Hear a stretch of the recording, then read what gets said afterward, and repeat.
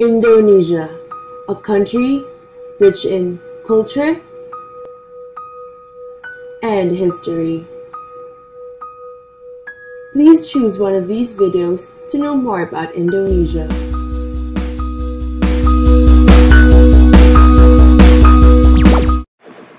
Democracy Scorecard. So here's what you missed on Indonesia. Suharto's 3-term reign has finally ended, and the following presidents have finally given the people far more civil liberties than he did. Yay! Then that's where the Democracy Scorecard comes into play, to evaluate the status of the democracy of Indonesia. There are 7 questions to answer and to rate, all to determine how the democracy is going, with 1 being the lowest and 4 being the highest. Question number 1. To what extent are rulers determined by general, free, and fair elections?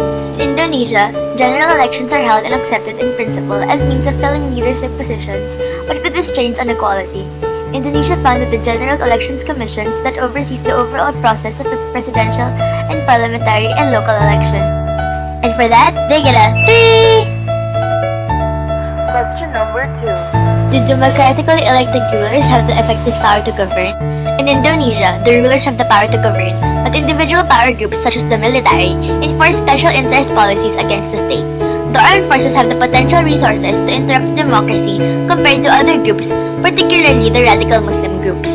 And for that, they get a 3! Question number 3. To what extent can independent political or civic groups associate and assemble freely? There are only partial restraints when it comes to this activity. There are more than 20 political parties in Indonesia which dare to anticipate rights.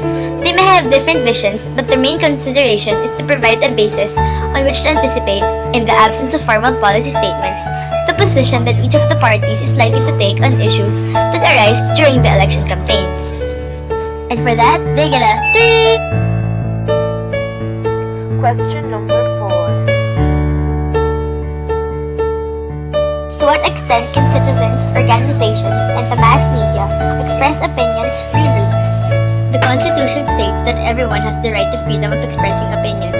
With this, every person shall have the duty to accept the restrictions established by the law for guaranteeing the recognition and respect of rights of others in terms of morality, religious values, security, and public order in a democratic society. And for that, they get a 3+!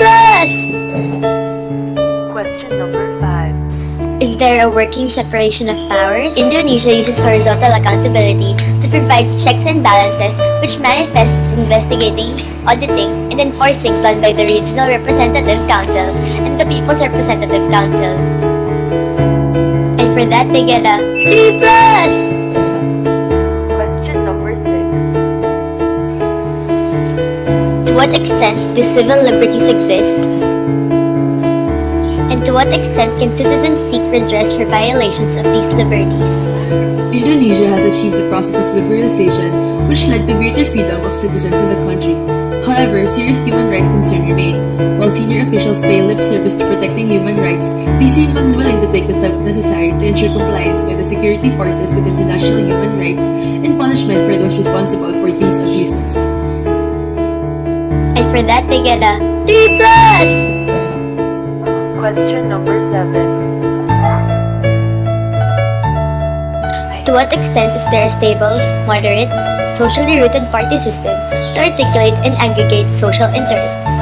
Indonesia's party system is fundamentally established but still somewhat shaky.